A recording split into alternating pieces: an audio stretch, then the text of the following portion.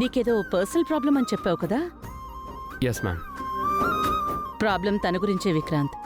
తనకి మేమే సంబంధం చూసినా తను ఇప్పుడప్పుడే పెళ్లి చేసుకోనంటోంది. కొన్ని పరిస్థితుల వల్ల అదిలా డిలే అవుతోంది.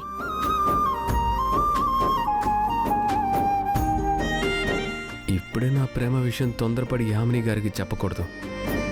ముందు అతిథికి నా మీద ఇష్టం కలిగేలా చేసుకోవాలి. ఆ తర్వాత యామిని గారితో మాట్లాడాలి.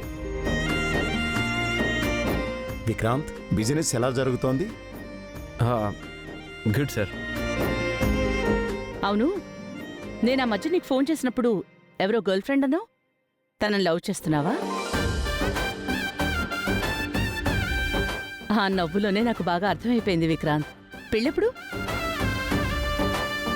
త్వరలోనే చెప్తాను మ్యామ్. త్వరలో అంటే ఎప్పుడు పెళ్లి పెట్టుకుంటున్నారు?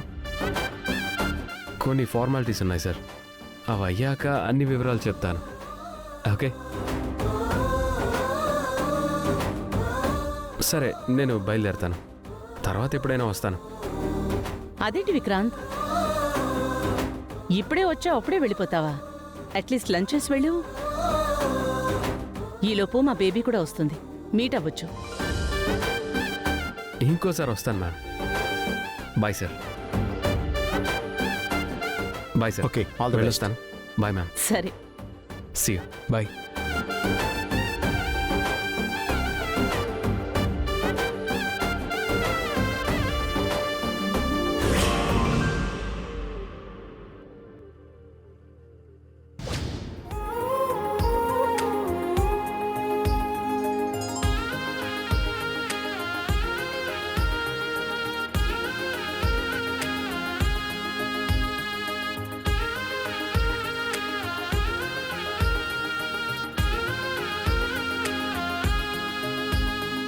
విక్రాంత్ చాలా జెంటిల్మెన్ కదండి, మంచి బిజినెస్ మ్యాన్ కూడా.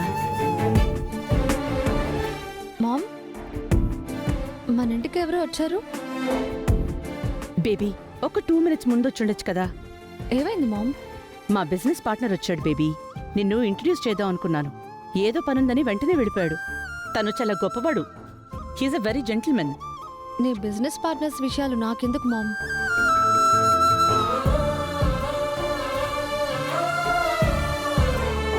అనవసరంగా ఈ పిచ్చిదా గౌతమ్ గడి వెంట పడుతోంది. విక్రాంత్తో దీన్ని పెళ్లి చేస్తే చాలా బాగుంటుంది, బిజినెస్ కూడా కలిసొస్తుంది. కానీ ఆ రాతుందో లేదో.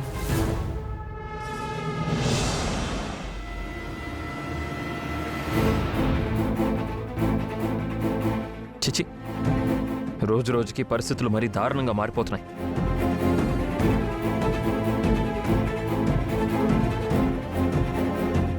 ఏ మన ఇంట్లో పరిస్థితులు మారిపోలేదా? ఈ ఇంట్లో పరిస్థితుల కన్నా బయట పరిస్థితులే బెటర్ బామ్మర్ది. మీరు ఆపండి. ఏం జరిగిందిరా? నాన్న, ఈరోజు మా హాస్పిటల్లో ఒక దారుణం జరిగింది.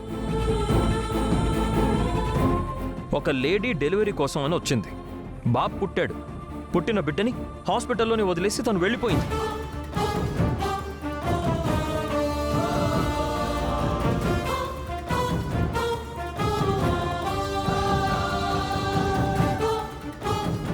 తొమ్మిది నెలలు మోసి కష్టపడి కన్న బిడ్డని వదిలేసి వెళ్ళడానికి ఆ తల్లికి మనసు ఎలా వచ్చిందో నాకు తలుచుకుంటుంటేనే బాధగా ఉంది.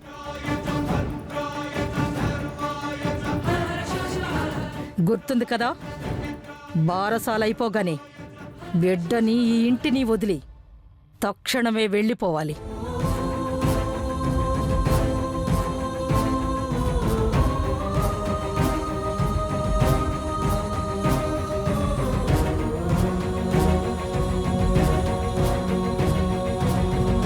బిడ్డను వదిలేసి వెళ్ళిపోవడం ఏంటి?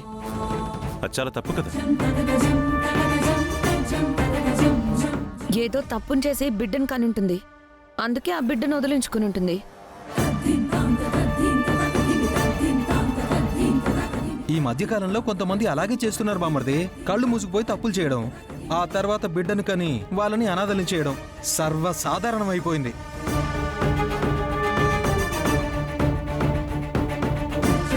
అలా ఎందుకు అనుకోవాలి? ఆ తల్లికి ఏ కష్టం వచ్చిందో ఏ తల్లి తన బిడ్డని అంత సులువుగా వదులుకోదు.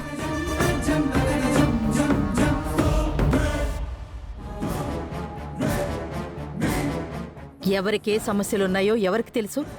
ఆ మహాతల్లికే సమస్య వచ్చిందని బిడ్డను వదిలేసి వెళ్ళిపోయిందో. కానీ ఇదంతా మనకెందుకురా? అలా అంటావేంటమ్మా? ఇది మానవత్వానికి సంబంధించింది. తనకి ఏ కష్టమైనా బిడ్డను అలా వదిలేయడం కరెక్ట్ కాదు, చాలా తప్పు. ఇప్పుడు ఆ బిడ్డ గతేం కావాలి?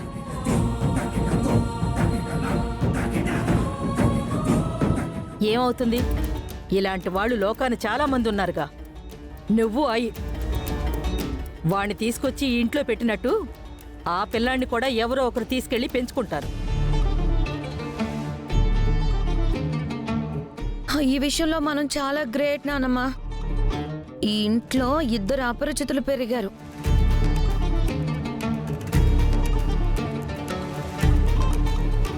అవునవును, ఆ ఇద్దరిలో ఒకరు ఇంద్ర అయితే రెండోది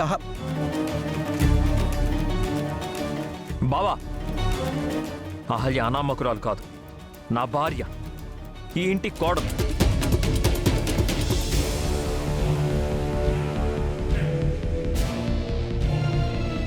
అలాగే ఇంద్ర ఈ ఇంటికి పెద్ద కొడుకు.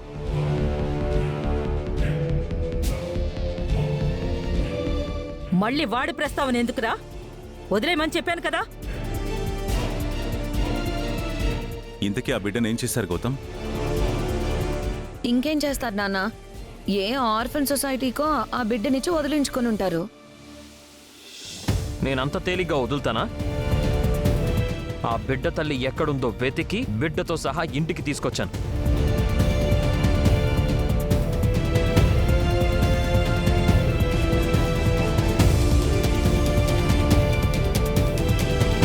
లోపలికి రండి.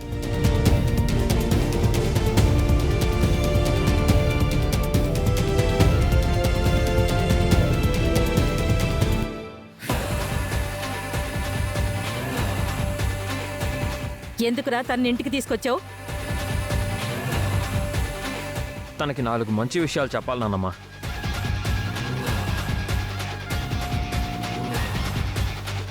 ఆ మంచి విషయాలేవో హాస్పిటల్లో చెప్పొచ్చు కదరా. ఇంటి దాకా తీసుకురావడం ఎందుకు? ఈవిడికి ఇక్కడే చెప్పాలి. చూడమ్మా, నువ్వు నవమాసాలు మోసి బిడ్డని కన్నావు. బిడ్డ పుట్టగానే వదిలి వెళ్ళిపోయావు.